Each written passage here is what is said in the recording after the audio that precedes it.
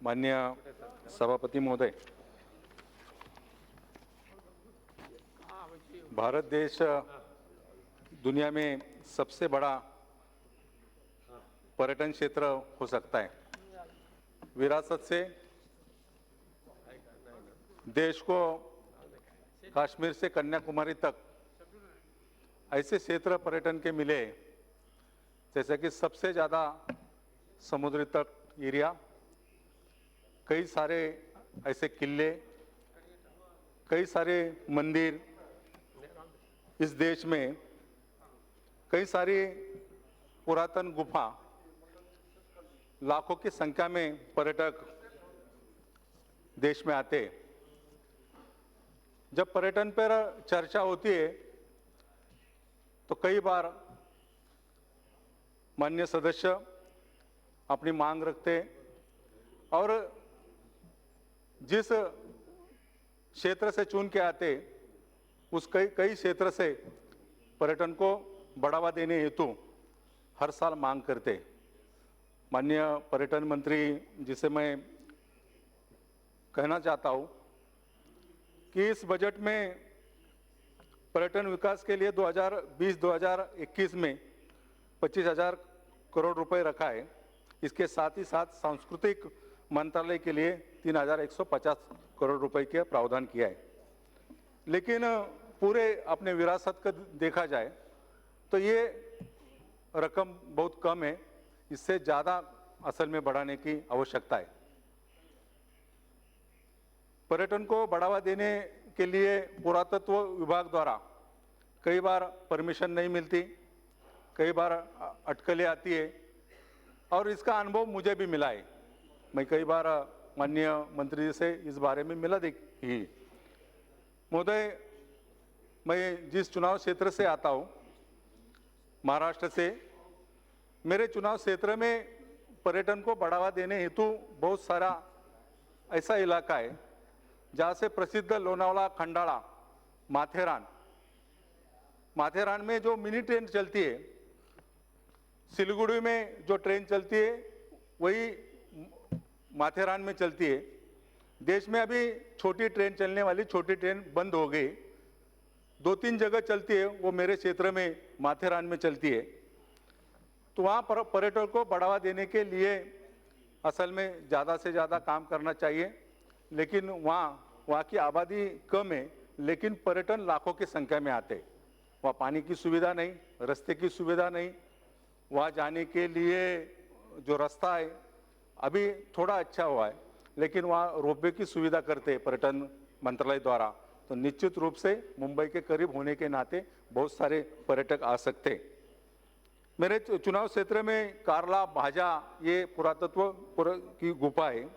वैसे ही मुंबई के करीब घारापुरी बेटे, विश्व में सबसे पुरानी धरोहर एलिफेंटा गुफा के नाम से जानी जाती है।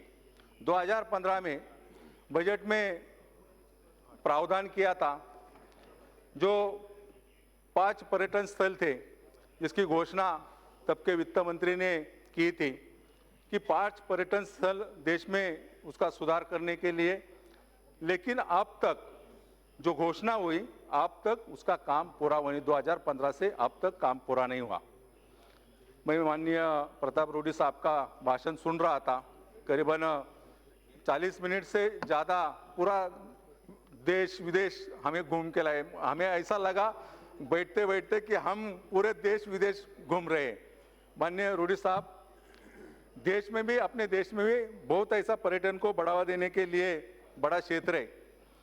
शिवाजी महाराज के 5 किले मेरे चुनाव क्षेत्र में, राजमाची, लोहगढ़, विसापुर, तिकोना, ऐसे 5 किले, और वो किले का अगर सुधार किया जाता तो निश्चित रूप से पुणे, मुंबई से, महाराष्ट्र से कई सारे पर्यटक आएंगे। अभी स्कूल में बच्चों को असल में ये पढ़ाने की जरूरत है। ये विरासत देश को मिली है, ये देश की विरासत लोगों तक जाने की आवश्यकता है। विदेश से पर्यटक आते, देश भर से पर्यटक आते, लेकिन अपने देश में जो अच्छे स्थल है वो दिखाने की असल में जरूरत है।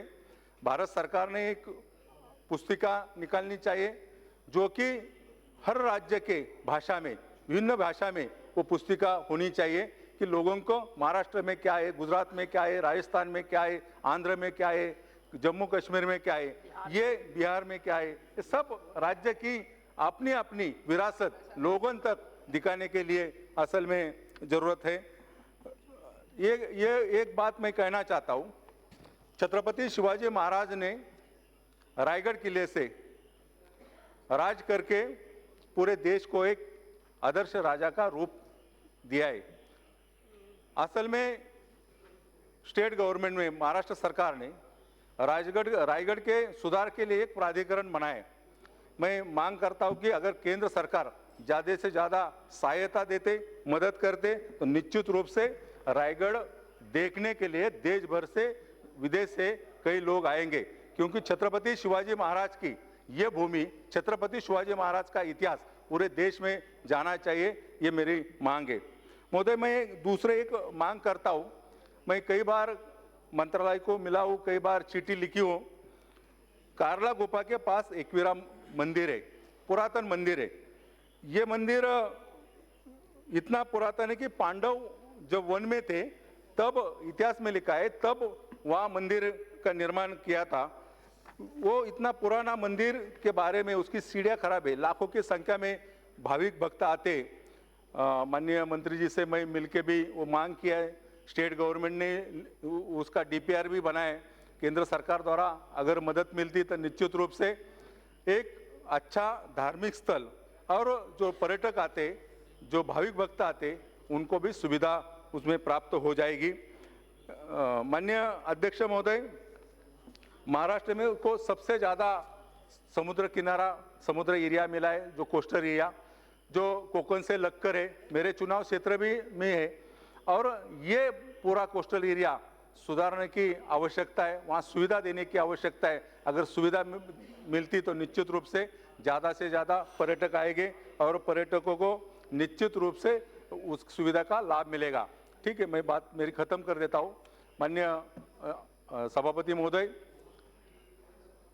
केवल ये बजट में चर्चा नहीं होनी चाहिए, असल में इस पर कार्रवाई होनी चाहिए।